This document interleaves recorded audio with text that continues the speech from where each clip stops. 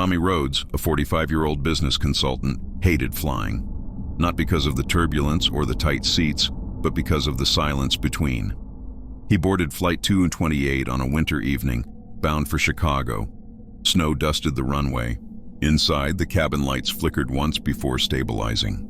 He found his seat by the window, row 18A, tucked his briefcase beneath the chair, and tried to settle. The plane was only half full. A blessing, he thought, until he noticed the seat beside him, empty at first.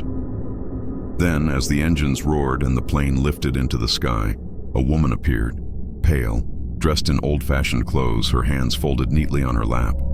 Tommy blinked. He hadn't seen her board. She turned her head slowly toward him, and in a voice no louder than the hum of the engines, she whispered, "You shouldn't be here." Tommy's throat tightened. "Excuse me?" The woman smiled faintly, though her lips never fully closed. Her skin looked stretched, as if too thin for her skull. He pressed the call button, but no flight attendant came. The aisle was empty. When he turned back, the seat was empty too. Tommy tried to calm his breathing. Stress, fatigue, a trick of the light. He reached for his briefcase, searching for distraction. But when he glanced at the window, he saw her reflection, sitting beside him, her eyes black like pits.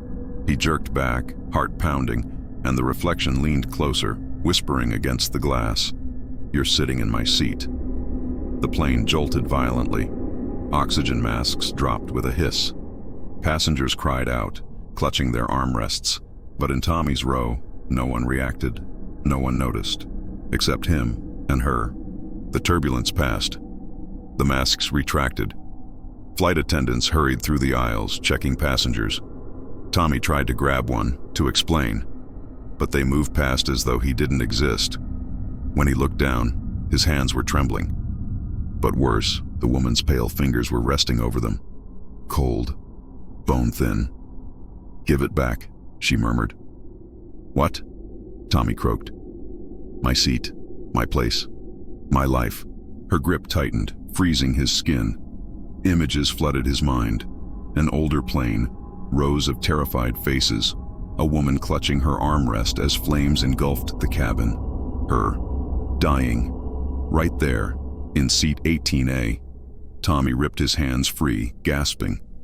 The overhead lights flickered, then dimmed. Passengers blurred, their faces melting into shadows. The only figure clear in the cabin was her. And she was no longer sitting. She was standing, looming over him, hair drifting as though underwater. "You're flying on my death," she whispered. Tommy scrambled into the aisle. No one stopped him. The attendants kept smiling, mechanically pouring drinks into empty cups. Passengers stared ahead, eyes vacant. "Help me!" he shouted. His voice echoed in the hollow cabin.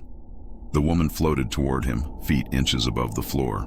Her mouth split wide, skin cracking as she opened it too far.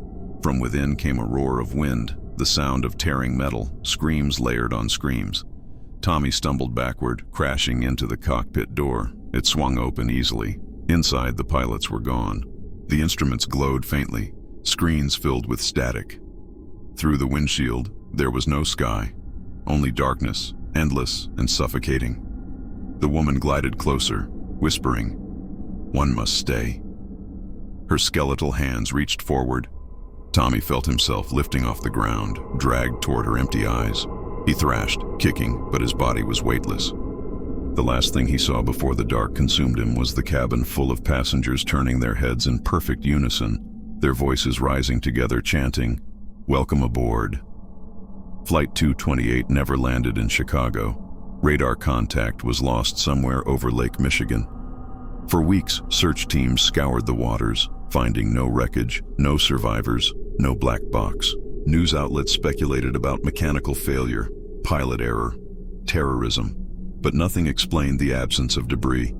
Years later, pilots crossing the lake reported strange interference on their radios, a voice crackling through static, whispering seat numbers, calling names, always row 18. Some said they saw a faint light above the clouds, like cabin windows glowing in the dark. A phantom plane, gliding silently across the night sky. They called it the ghost flight. and those who heard its signal swore they could make out one last whisper beneath the static. Tommy Rhodes, still aboard. Thanks for watching. Is there anything you'd like to see in a short horror story? Let me know in the comments below. If you enjoyed the video, please hit the like button and subscribe.